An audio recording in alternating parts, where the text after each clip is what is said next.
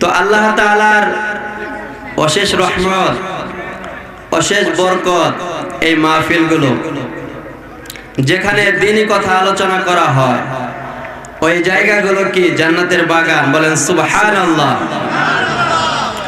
জান্নাতের বাগানে এসে বসার মতো তৌফিক যে আল্লাহ তাআলা দান করেছেন, এই জন্য সে আল্লাহ তাআলার দরবারে আমাদের শুকর আদায় করা দরকার আছে কিনা বলেন? যদি আপনি এখানে বসার কারণে শুকরিয়া আদায় করেন, আল্লাহ তাআলা আপনার নিয়ামত বাড়ায় দিবে। বলেন সুবহানাল্লাহ। আপনার কপাল কতই না ভালো, আপনার কপাল কতই না ভালো, আপনার মতো আমার মতো শত শত মায়ের সন্তান বিছানার মধ্যে শুয়ে শুয়ে ঘুমায়, আর আপনারে আমারে যাচাই করে বাছাই করে মায়া করে মোহাব্বত করে জান্নাতের টুকরা বাগানের মধ্যে যে আল্লাহ বসাইলো, ওই আল্লাহর শুকরিয়া আদায় করো মুমিন। কারণ তুমি এখানে যতক্ষণ পর্যন্ত বসে থাকবা, ততক্ষণ পর্যন্ত তোমার আমল নামার ভিতরে কোনো গুনাহ লেখা হবে না। সুবহানাল্লাহ। তো আসতে কইলেন, যদি বলা হইতো এমপি সাহেব আইছে 500 টাকা করে হাদিয়া দেয়া হবে, তাহলে মারহাবাটা কিন্তু জোরে হইতো। আর জান্নাতের বাগানে বসে আছো মুসলমান, এই জায়গার কদর যদি জানতা, এই জায়গার দাম যদি তোমার জানা থাকতো, সারা জীবন শুকরিয়া আদায় করেও শেষ করতে পারতা না। আর সাধারণ 50 টাকা, 100 টাকা, 200 টাকা যদি কোনো চেয়ারম্যান, মেম্বার, এমপি সাহেব হাতে তুলে দেয়, সারা রাত গলা ফাটায়া ফাটায়া বলো আমার ভাই, তোমার ভাই, অমুক ভাই, তমুক ভাই, কথা ঠিক না বেঠিক? কিন্তু আল্লাহর নাম, আল্লাহ তাআলা তোমাকে এত বড় নিয়ামত দিয়েছে, জান্নাতের বাগানের মধ্যে বসার তৌফিক দান করে যে আল্লাহ তোমারে দিল, সেই আল্লাহর নিয়ামতটা তুমি এত আস্তে কইরা নিয়ামতের শুকরিয়া আদায় করলা। ও মানুষ শোনো গো শোনো, এই জায়গাটার দাম হইল পৃথিবীর মধ্যে সবচাইতে দামি জায়গা হইল জান্নাতের বাগান, যে জায়গার মধ্যে দ্বীনি কথা আলোচনা করা হয়। এটাকে জালিসুর রহমান জান্নাতের বাগান বলেছেন। বলেন সুবহানাল্লাহ। এই জন্য আমরা বেশি বেশি করে শুকরিয়া আদায় করব কার? আর জোরে বলেন কার? কত কষ্ট করে একটা মাহফিলের আয়োজন করেছেন, এই গ্রামের মানুষ সবাই মিলামিশে একটা মাহফিলের আয়োজন করা হয়েছে। এখানে যদি কোনো গানের আসর দেয়া হইতো, মানুষের অভাব থাকতো না। কিন্তু ওয়াজ মাহফিলের আয়োজন করা হয়েছে, এইটার বরাদ্দের খবর যদি তারা জানতো, এইটার বরকত যদি মানুষের জানা থাকতো, তাহলে তারা এই দ্বীনি কাজের জন্য তারা পাগল হয়ে যাইতো। এই মাহফিলের কারণে আল্লাহ রাব্বুল আলামিন আসমান থেকে এই গ্রামের উপরে আল্লাহ তাআলার রহমত নাজিল করতেছে। বলেন সুবহানাল্লাহ। যারা এই মাহফিল কষ্ট করে আয়োজন করেছে, আপনাদের জীবন সার্থক হয়ে গেছে। অল্প কিছু সংখ্যক মানুষ দেখা যায়, কিন্তু তাতে কোনো সমস্যা নেই। কারণ হইল এই জায়গাটার দাম আল্লাহ তাআলার কাছে অনেক বেশি। এই জায়গার ভিতর থেকে যখন আপনি আপনার মার জন্য, বাবার জন্য, আপনার আত্মীয় স্বজন, আপনার আত্মীয় স্বজন যারা আছে তাদের জন্য যখন দোয়া করবেন, তারা কবরে বৈশা বৈশা এটার সওয়াব পাইতে থাকবে। সুবহানাল্লাহ। এই জন্য আমাদের বেশি বেশি করে শুকরিয়া আদায় করতে হবে যে না, আমরা ভালো একটা কাজ করছি, নাকি বলেন? ভালো কাজ করলে শুকরিয়া আদায় করতে হয়। খারাপ কাজ করলে কি বলতে হয় বলেন তো? নাউজুবিল্লাহ বলতে হয়। আর ভালো কাজ করলে আল্লাহও খুশি হয়, এলাকার মানুষও খুশি হয়, সবাই খুশি হয়। কথা ঠিক না বেঠিক? এই জন্য আপনারা খুব সুন্দর একটা কাজ করছেন। এখনো যারা রাস্তায় আছেন, আমি আপনাদেরকে বলবো আপনারা মাহফিলে চলে আসুন। মাহফিলে এসে আর অল্প কিছু সময় বয়ান হবে ইনশাআল্লাহ। আখেরি মোনাজাত করে আমরা সবাই এখান থেকে বিদায় হবে ইনশাআল্লাহ। বলেন ইনশাআল্লাহ। আপনাদেরকে ঘুমাইতেছে? তাহলে দুইটা হাত একটু উঁচা করেন তো দেখি, একটু লাড়াচাড়া দেন তো দেখি। মাশাআল্লাহ মাশাআল্লাহ, খুব সুন্দর দেখা যাচ্ছে। আয় নামায় না, নামায় না, টান টান করেন, টান টান করেন, নাড়ান একটু। মাশাআল্লাহ, নামান। একটু কষ্ট দিলাম আপনাদেরকে, ঘুমটা ভাঙাইলাম আর কি। আপনাদের যদি ঘুম আসে এই জন্য একটু হাতটা উঁচা করাইলাম আর কি। তো যাই হোক, আল্লাহ তাআলার দরবারে শুকরিয়া আদায় করে আমরা শেষ করতে পারবো না।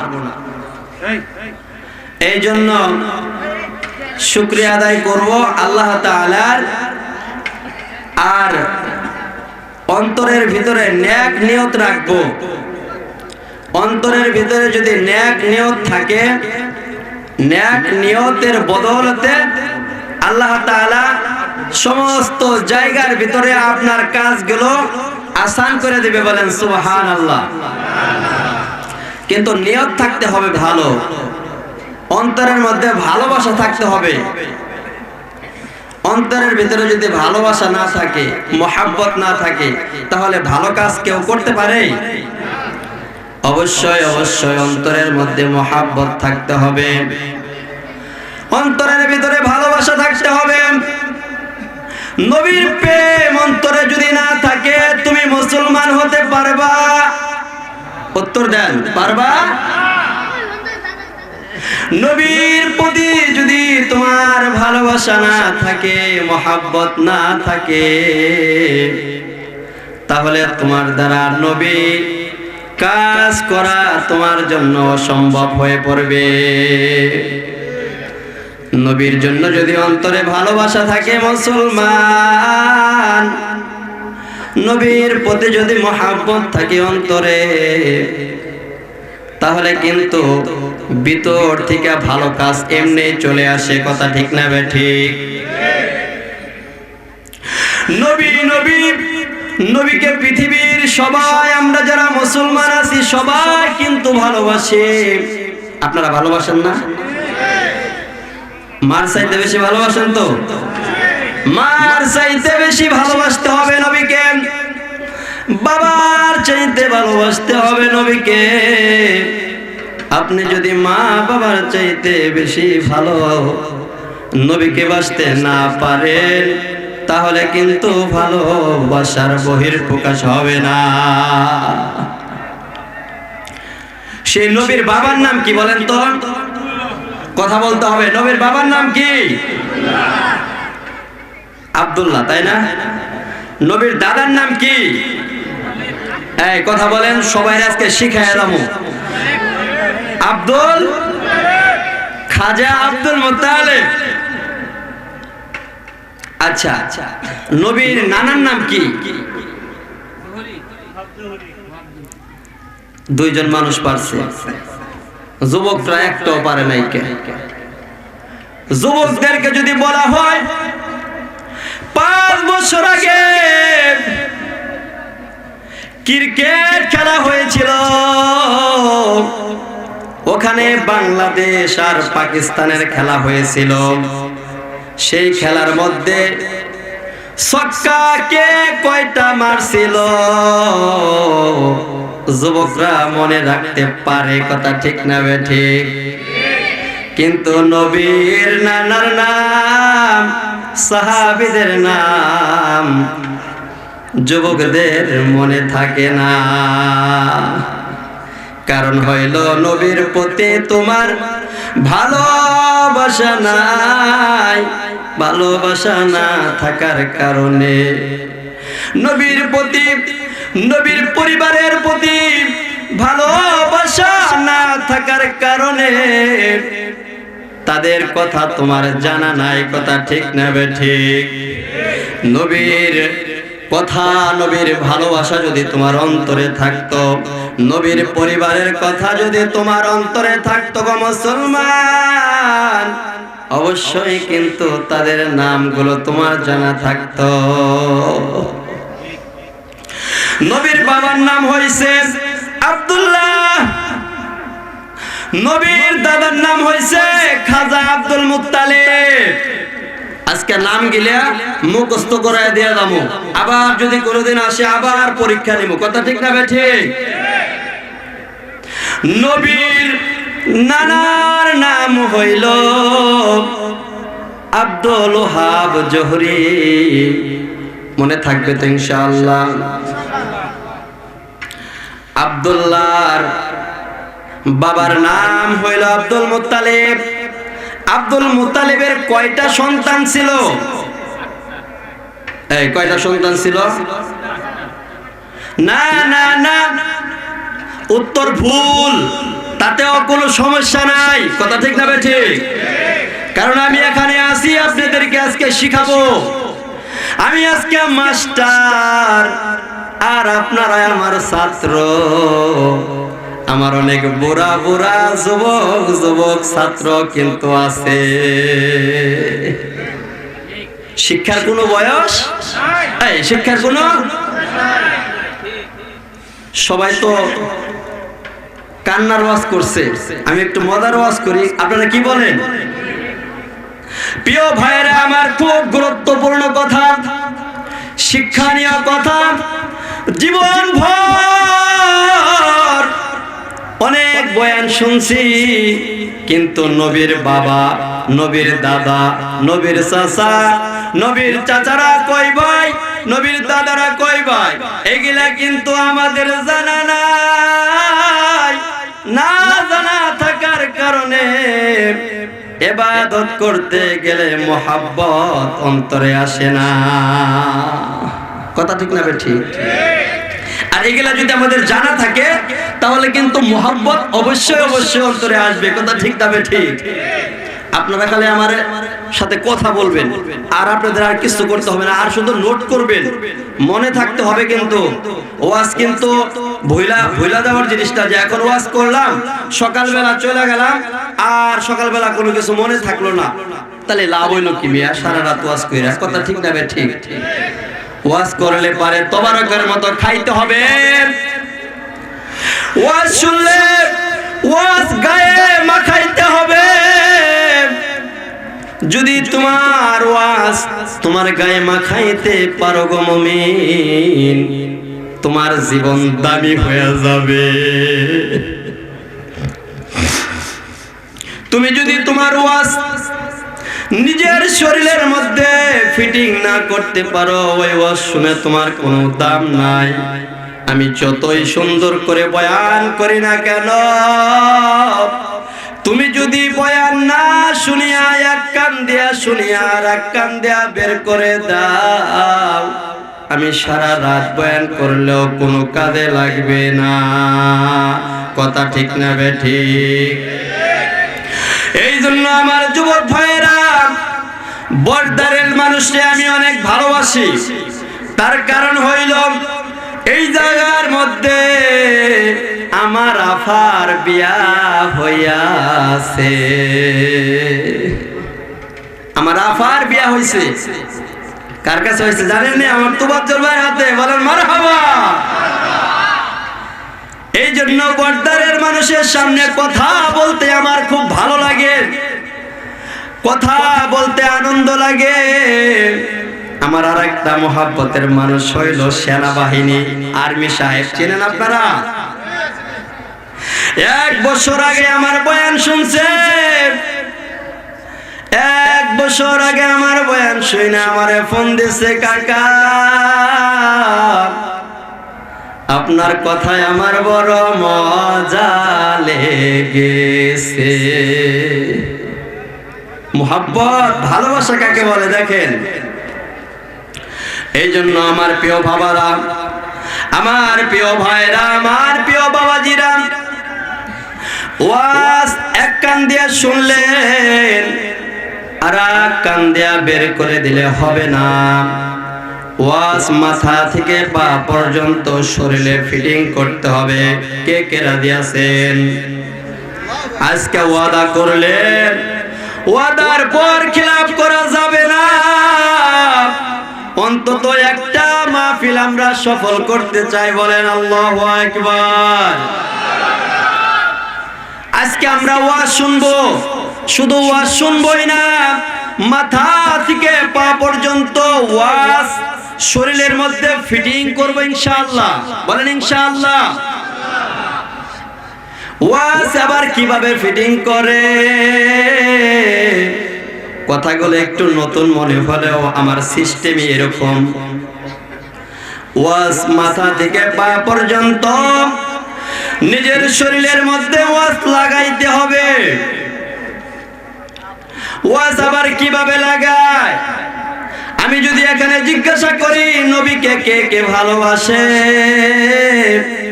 এক বাক্যে সবাই বলবে নবীকে আমার জীবনের চাইতে বেশি ভালোবাসি। কিন্তু নবীকে ভালোবাসলে শুধু হবে না, মাথা থেকে পা পর্যন্ত নবীর সুন্নাত যদি তোমার মধ্যে না থাকে, তুমি নবীর আসল প্রেমিক হতে পারবে না। বলুন কথা ঠিক কিনা? এই জন্য আমার যুবক ভাইরা, আমার বুড়া বাবাজিরা, নবীকে যদি ভালোবাসেন, নবীকে যদি মহাব্বত করেন, যাদের মুখে দাড়ি নাই, যারা দাড়ি আছেন, তাদেরকে আমি হাতে ধরে পায়ে ধরে বলবো, আপনি আজ থেকে ওয়াদা করবেন আর কোনদিন গালের ভিতরে খুর লাগাবেন না। নবী ডাক দেয়া বলে, যদি কোনো বান্দা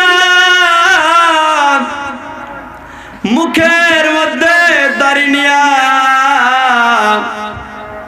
দাড়ি রাখার পরে বারবার বারবার খুর দিয়া দাড়িগুলো ফালায়া দেয়, সেজন্য আমার কলিজার মধ্যে পোষ লাগাইল রে।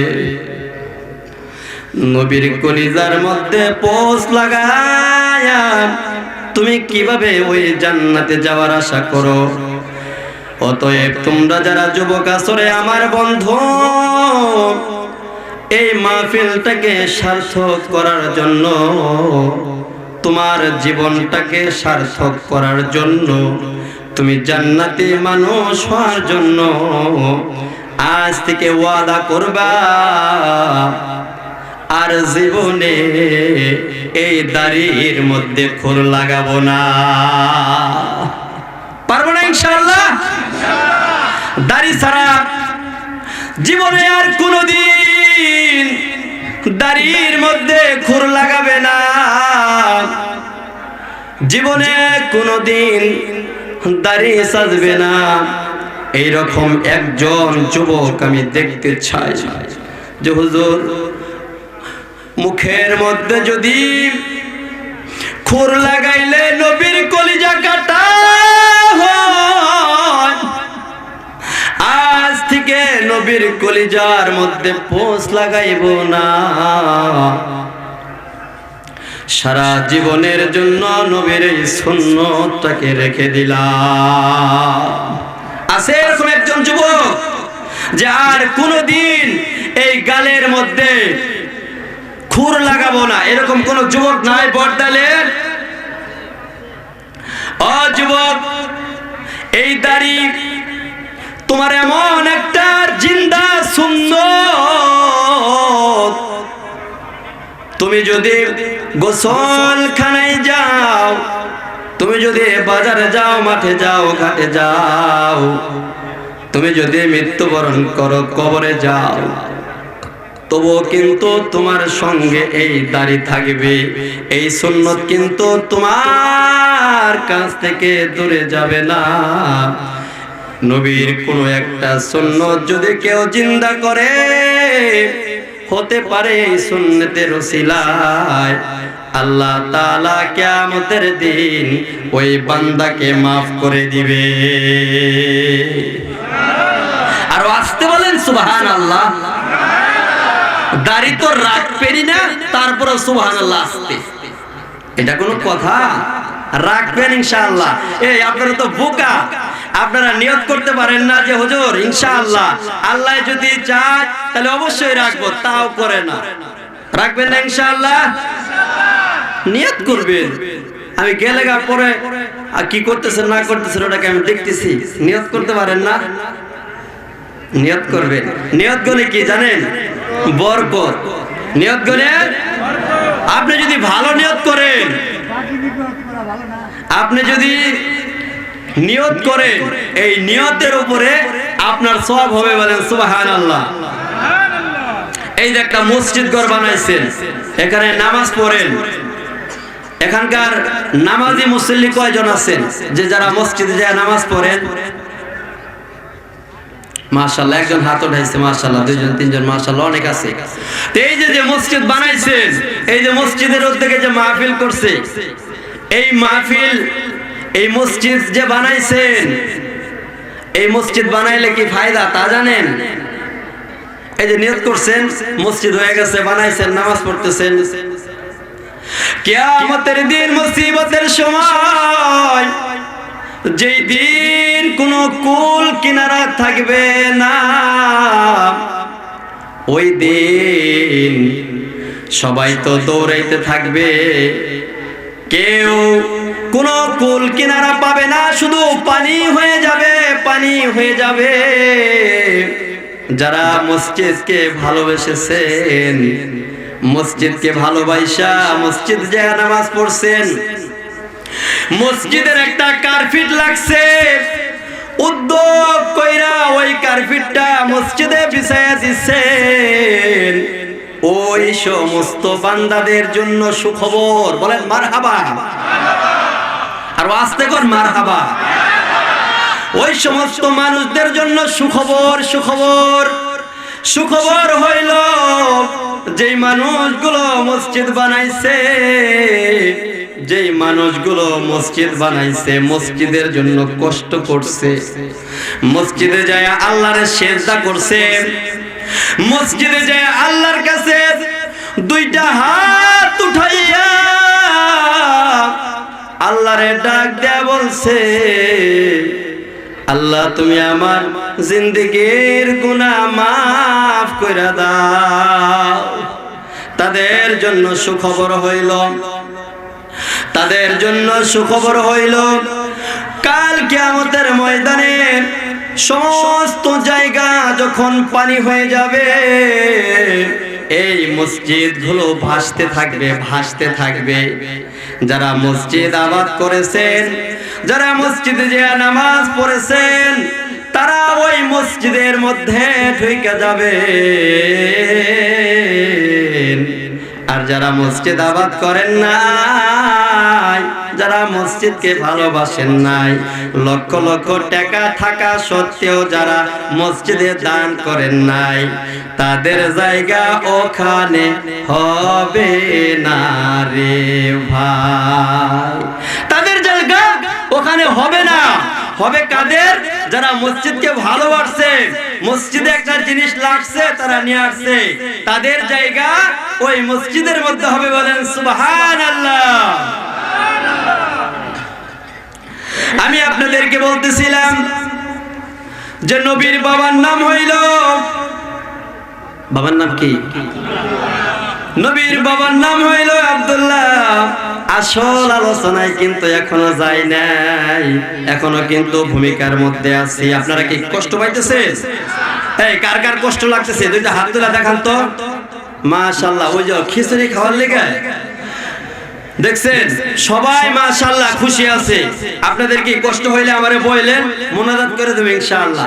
আর যদি আপনাদের ভালো লাগে তাহলে চলবে ইনশাআল্লাহ। বলেন চলবে? আলহামদুলিল্লাহ। মাহফিল তো প্রতিদিন হয় না, ওই বছরে একদিন হয়। একটু বয়ান শুনি নাকি বলেন? প্রিয় ভাইরা আমার, নবীর বাবার নাম হইল আব্দুল্লাহ, নবীর দাদার নাম হইল খাজা আব্দুল মুত্তালিব, আর নবীর নানার নাম হইল আব্দুল ওহাব জোহরি। খাজা আব্দুল মুত্তালিবের সন্তান ছিল, আমার বাবাজি বলেছিল 8 জন, কিন্তু 8 জন ছিল না। খাজা আব্দুল মুত্তালিবের সন্তান ছিল 16 জন। 6 জন ছিল মেয়ে। কয়জন? এই কথা কোন না, কয়জন? আমি আপনাকে কইছি না আজকে আপনাদেরকে ওয়াজ শিখাইয়া দিয়ে দেবো, যিনি আপনারা কাল সকালবেলা ওয়াজ করতে পারেন যে না আইসলে একটা বক্তা ওয়াজ শিখাইয়া গেছে, আর ফাঁকে থেকে বক্তা আনার দরকার নাই, আমরাই ওয়াজ করুন। 16 জন ছিল, 6 জন ছিল মেয়ে আর 10 জন ছিল ছেলে। তার মধ্যে ছেলেদের মধ্যে সবচাইতে ছোট সন্তান ছিল আব্দুল্লাহ। আমার নবী, আপনার নবীর প্রিয় বাবা এত ভালো মানুষ ছিল, এত ভালো মানুষ ছিল, জীবনে কখনো একটা মিথ্যা কথা বলে নাই। বলেন আল্লাহু আকবার। জীবনে কোনোদিন কারো একটা টাকা মেরে খায় নাই, জীবনে কখনো কারো নামে গীবত করে নাই। মানুষটা ছিল চুপচাপ, কথা একটু কম বলতো, অলস ছিল বেশি। আপনারা কি এখানে কেউ আছেন এরকম অলস, যে কাজ করেন না, সারাদিন খালি খান? অলস, কিন্তু সব দিক দিয়ে ভালো ছিল, কিন্তু ছিল একটু অলস। খাজা আব্দুল মুত্তালিব ওই সন্তানটারে নিয়ে একটু কষ্টের মধ্যে পড়ে গেল যে আমার 9টা সন্তান কি সুন্দর কাজ করে, আমার 10 নম্বর সন্তান আব্দুল্লাহ কাজ করে না, আমার 10 নম্বর সন্তান আব্দুল্লাহ কাজ করে না, আমার এই সন্তানটা কি করে খাবে? বড় চিন্তিত হয়ে গেলেন তার বাবা। আচ্ছা বলেন তো, বাবা যদি বৃদ্ধ হয়ে যায়, তার যদি কোনো ছেলে যদি কাজ না করে বাধাই না হয়, তাহলে বাবার কষ্ট লাগে কি? কারণ বাবা এমন একটা দৌলত, এই পৃথিবীতে যার বাবা নাই সে কখনো বাবার মর্ম বুঝে না। যার বাবা আছে, বাবা থাকতে বাবারে চিনে না, কথা ঠিক না বে ঠিক? অনেকেরই বাবা নিজে না খাওয়াইয়া সন্তানরে খাওয়াইছে, অনেকেরই বাবা আছে গো মানুষের বাড়িতে বাড়িতে কাজ করে, সকালবেলা ফজরের নামাজের পরে কাজে যায়, একটা আরাধনের সময় আসে, সারাদিন কাজ করার পরে 500 টাকা পায়। ওই টাকা দিয়া সন্তানদের লেখা পড়া শিখায়। এরকম বাবা আছে না বলেন? এখানে যারা আপনারা আছেন অনেকেরই বাবা আছে, মা নাই, মা আছে, বাবা নাই। বাবা এত কষ্ট করে লেখা পড়া আপনারে শিখাইলো, আপনার কি সেই বাবার জন্য একটু মায়া লাগে? এই তোমরা কথা কও না, ওখানে কিছু মানুষ ডিস্টার্ব করতেছে। আপনারা এখন কেউ ডিস্টার্ব করবেন না, সবাই ওয়াজে চলে আসেন। আমার কথার সময় কথা বললে ডিস্টার্ব হয়। খুব গুরুত্বপূর্ণ কথা। বাবা কত কষ্ট করে সন্তানদের লালন পালন করে, মনটা নরম করে দিবেন। গভীর রজনী হয়ে গেছে রে বাবা। কুমিল্লা শহরের বাস্তব একটা ঘটনা আমি আপনাদের সামনে তুলে ধরতে চাই। একজন বাবা তার সন্তানটাকে অনেক কষ্ট করে লেখাপড়া শিখায়া শহরে পাঠাইছে। লেখাপড়া করে শিখা চাকরি পাইছে, চাকরি করার জন্য বউ নিয়ে ওখানে বাসা ভাড়া থাকে। বস্ত বড় অফিসার হয়ে গেছে। বাস্তব ঘটনা আমি আপনাদের সামনে তুলে ধরতেছি রে বাবা। আমাদের যে বাবারা আছে, যে বাবাগুলো কিশোর, তারা সন্তানের জন্য কত কষ্ট করে একটাবার চিন্তা করে দেখে।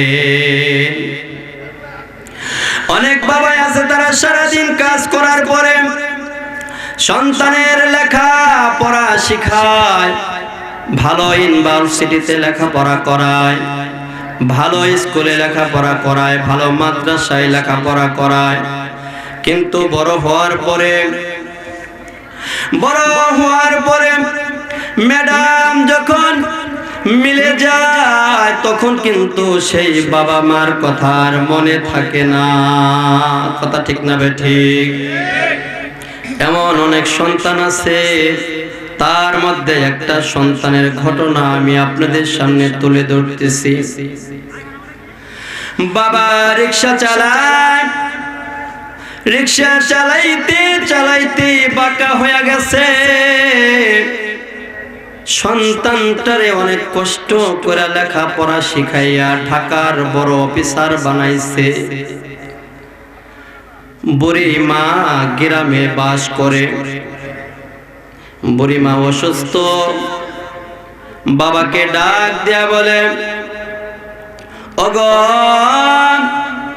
তোমার সন্তান ঢাকায় চাকরি করে, তোমার সন্তান ঢাকায় চাকরি করে, তুমি একটু যাও। আমার ওষুধ কেনার টাকা নাই, তোমার সন্তান রে যায় একটু বলো ওষুধ কেনার কিছু টাকা দিলে ওষুধ খাইলে আমার শরীরটা একটু ভালো হবে। বাবা বুড়া মানুষ, রিক্সা চালাইয়া চালাইয়া সংসার চালাইছে। এখন বৃদ্ধ হয়ে গেছে, এখন কামাই রুজি তেমন হয় না। সন্তানের কাছে যখন বাবাই চলে গিয়েছে, দারোয়ানের কাছে ডাক দেয়া বলে, তোমার অফিসারের সাথে আমি একটু দেখা করার জন্য এসেছি। বলতেছে, আমার স্যার সবার সাথে দেখা করে না, আপনি বুড়া মানুষ, আমি যা দেখি আমার স্যারের কাছে একটু জিজ্ঞাসা করে দেখি স্যার কি বলে। স্যারের কাছে যা বলে, স্যার গ্রাম থেকে একটা বুড়া লোক এসেছে আপনার সাথে দেখা করার জন্য। ছেলে সিসি ক্যামেরা দিয়া ঘাটের মধ্যে সিসি ক্যামেরা লাগাই না রে বাবা, ওই সিসি ক্যামেরা দিয়া বুড়া বাবাটারে তাকায়া তাকায়া দেখে। দারোয়ানের হাতে ছেলে 500 টাকা ধরাইয়া দিছে। 500 টাকা ধরায়া দেওয়ার পরে দারোয়ান আইসা বলে, বাবা স্যার কাজে বিজি আছে, আপনার সাথে দেখা করতে পারবে না, এই যে আপনার জন্য 500 টাকা পাঠায়া দিছে, আপনি 500 টাকা নিয়ে চলে যান। বাবা দুইটা চোখের পানি ছেড়ে দিয়া বলেন, ও দারোয়ান, আমার সন্তানের সাথে আমি দেখা করার জন্য এসেছি, তুমি যাইয়া বলো, তুমি যাইয়া বলো আমি ওর বাবা এসেছি। আল্লাহু আকবার। দারোয়ান দুইটা চোখের পানি ছেড়ে ছেড়ে ছেড়ে কান্দে, ডাক দেয়া বলেন, বাবা গো, আপনি গেটের সামনে দাঁড়াইছেন, আপনি মনে করেন আপনার বাবা আপনারে দেখে না, সিসি ক্যামেরা দিয়া আপনারে দেখেছে। বাবার জন্য সন্তানের মনের মধ্যে মায়া নাই, ভালোবাসা নাই, 500 টাকা দিয়া বিদায় করে দেয়। বাবার প্রতি যদি ভালোবাসা থাকতো, বাবার প্রতি যদি মহাব্বত থাকতো গো, অবশ্যই অবশ্যই কিন্তু বাবার গলা জড়ায় ধরতো। কথা ঠিক না বেঠিক? বাবা চলে আসছে, আসার পরে বুড়িমা ডাক দেয়া বলে, তুমি তোমার সন্তানের কাছে গিয়েছিলে, তোমার সন্তান কি বলেছে? ডাক দেয়া বলে, তোমার সন্তান আমারে সিসি ক্যামেরা দিয়া দেখে, কিন্তু আমার কাছে আসে না, 500 টাকা দিয়া আমারে বিদায় করে দিবার চাই, আমি টাকা নিই নাই, তোমার সন্তানের টাকা তোমার সন্তানরে দিয়ে এসেছি। তোমার সন্তান মস্ত বড় অফিসার হয়ে গেছে, তোমার সন্তান এখন আমার চিনে না। ও বর্দারের, ও বর্দারের বাবারা, এরকম সন্তান আছে না নাই? যদি আপনার সন্তান আপনার কথা মতো না চলে, আপনার সন্তান যদি আপনারে ভালো না বাসে, এত কষ্ট কইরা যে সন্তানরে আপনি খাওয়াইলেন, সেই সন্তানের জন্য আপনার কলিজা ফাটবে কিনা বলেন? একটা কৃষক বাবা তার সন্তানরে কত কষ্ট করে লেখাপড়া শিখায়, এটা একমাত্র যে কৃষক সেই বুঝে। কথা ঠিক না ঠিক? সবাই একটু জিকির করেন, লা ইলাহা লা ইলাহা লা ইলাহা লা ইলাহা লা ইলাহা ইল্লাল্লাহু মুহাম্মাদুর রাসূলুল্লাহ। সেই সন্তান একদিন এক জায়গায় বয়ান শুনতে গিয়ে মা বাবার কথা আলোচনা করা হয়েছিল, সেই কথা শুনে সেই সন্তান ঘুরে আবার মা বাবার কাছে চলে আসছে মাপ চাওয়ার জন্য। আর মাপ চাওয়ার সাথে সাথে ওই বাবা ওই মা তার সন্তানদারে মাফ করে দিছে। বলেন সুবহানাল্লাহ। মা বাবার কলিজা কত বড় হয়। এই জন্য প্রিয় ভাইরা আমার, আমি বলতেছিলাম নবীর বাবা, নবীর বাবার নাম ছিল আব্দুল্লাহ, তারা ছিলেন 10 ভাই, একেবারে অলস ছিল। আব্দুল্লাহ কোনো কাজ করত না। আব্দুল মুত্তালিব চিন্তিত হয়ে গেলেন, আমার সন্তান এত অলস, কোনো কাজ করতে চায় না, এই সন্তানদারে লয়ে আমি বহুত বিপদেই পড়ছি। এই সন্তানদারে আমি এখন কি করব চিন্তা করতে করতে এমন সময় নবীর নানা আব্দুল ওহাব জুহরি আব্দুল মুত্তালিবের বাড়ি এসে হাজির হয়েছে। ডাক দেয়া বলে, বন্ধু তোমার মনটা এত মলিন লাগে কেন? ডাক দেয়া বলে, আমার 10টা সন্তানের ভিতরে 9টা সন্তান, খুব গুরুত্ব দিয়ে শুনবেন, আর অল্প সময় আলোচনা হবে। 9টা সন্তান, তারা কাজ করে ভালো ভালো জায়গায় ভালো ভালো পজিশনে আছে, কিন্তু একটা সন্তান একটু অলস টাইপের, সে কোনো কাজ করে না, তাকে নিয়ে একটু চিন্তিত আছি। আমি যদি দুনিয়ার জমিন থেকে বিদায় হয়ে যাই, তাহলে আমার আব্দুল্লাহর কি অবস্থা হবে?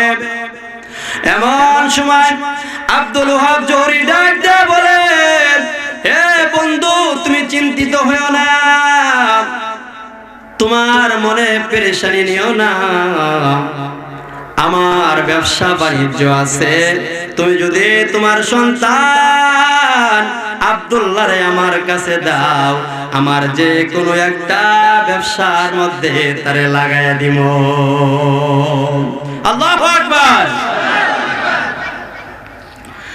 আব্দুল মুত্তালিব ডাক দিয়া বলেন, ও বন্ধু আব্দুল ওহাব জুহরি, তুমি আমারে একটু সান্ত্বনা দিলাম, আমার মনটা একটু ভালো হয়ে গেল, যাও যাও যাও আমার আব্দুল্লাহরে নিয়ে যাও। আব্দুল্লাহরে ডাক দেয়া বলে, আব্দুল্লাহ,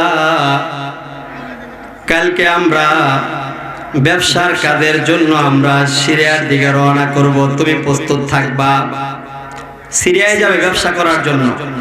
অনেক রাত হয়ে গেছে তো, এই জন্য সংক্ষেপ করে নিয়ে আসতেছি। আপনারা কি খুশি না বেজার? এই ঘটনাটা শেষ করে ইনশাআল্লাহ আখেরি মোনাজাত হবে ইনশাআল্লাহ। সবাই থাকবেন না ইনশাআল্লাহ? প্রিয় ভাইরা আমার, প্রিয় বন্ধুরা আমার, আব্দুল ওহাব জুহরি আব্দুল্লাহকে সাথে নিয়ে সিরিয়ায় রওনা হয়ে গেল।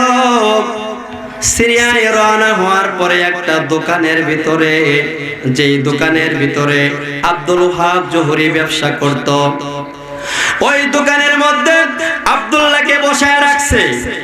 আব্দুল্লাহরে বসায় রাখছে, এমন ভাবে কাস্টমার আসতেছে অন্য অন্য দিনের চাইতে ওই দিন আরো ডাবল বেচা কিনি হয়ে গেছে। বরকতে মিয়া, আব্দুল্লাহর বরকতে আরো বেশি বরকত হয়ে গেছে, আরো ডাবল বেচা কিনি হয়েছে। বলেন মারহাবা। প্রিয় ভাইরা আমার, আব্দুল্লাহ বসা আছে দোকানে। 6 মাস আগে যারা বাকি নিয়েছে, টাকা দেয় নাই, টাকা দেয় নাই, টাকা দেয় নাই, তারা টাকা দেওয়ার জন্য লাইন ধরেছে। আব্দুল ওহাব জুহরি আব্দুল্লাহর কপালের দিকে তাকায় দেখে মুহাম্মাদের নূর আব্দুল্লাহর কপালে দেখা যায়। আব্দুল্লাহর দিকে তাকায়া থাকে। ও আমার বর্দারের বাবাজিরা, আব্দুল ওহাব জুহরি ওই দিন এত বেচা কিনা করেছে, অন্য 6 মাসেও এত বেচা কিনে হয় না। আব্দুল ওহাব জুহরি ডাক দেয়া বলে, ও আব্দুল্লাহ, তোমারে আমি সবার চাইতে ডাবল বেতন দিব, তোমারে দেয়া কোনো কাজ করাইব না, তুমি শুধু আমার দোকানে বইসা থাকবা। বলেন মারহাবা। তুমি শুধু আমার দোকানে বইসা থাকবা, তোমার কোনো কাজ করতে হবে না। আরে মিয়া, দোকানে বইসা থাকলে যদি টাকা আসে, কাজ করে কি হইব? কথা ঠিক না বে ঠিক? আর এমন মানুষ বইছে বরকত দিয়ে ভরপুর, এমন বরকত বরকত আল্লাহ তাআলা তারে দান করছে, ওই বরকত আমরা চাইনি। কারা কারা চান বরকত, যে আমারও এরকম বরকত হোক দোকানে? হাত নামান। প্রিয় ভাইরা আমার, খুব লক্ষ্য করে শুনবেন।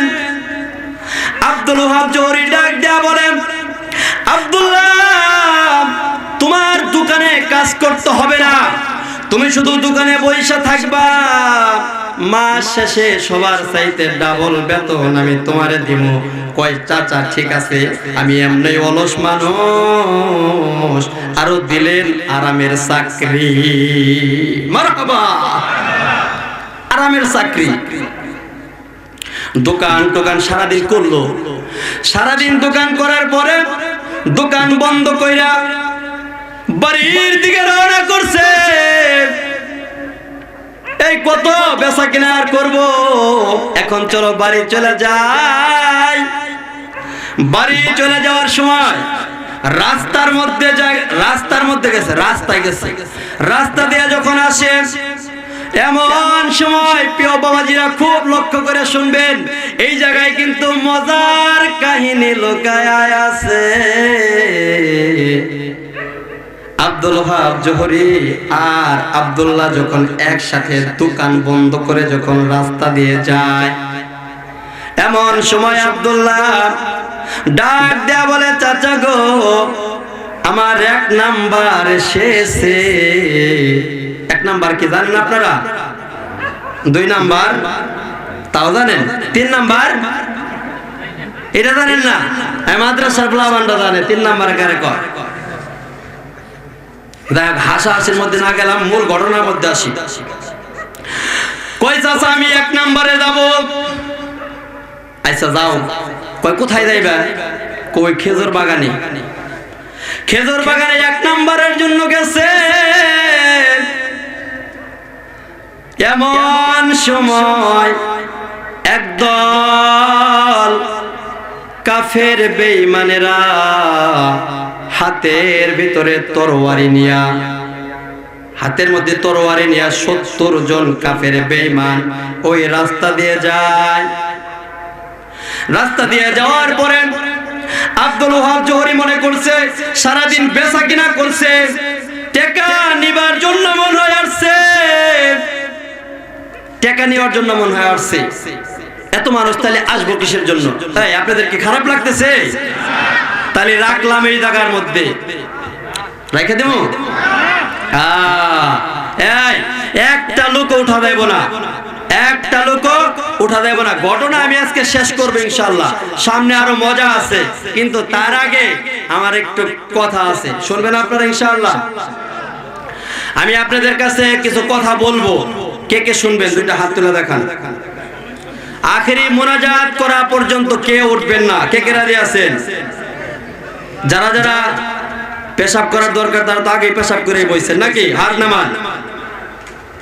ঘটনা এখানে থামায় রাখলাম। পেশাবখানায় 1 নাম্বার করতে গেছে, 1 নাম্বার কইরা আসার পরে এই যে 70 জন তরবারির খাড়ায় রয়েছে, মনে আছে আপনাদের?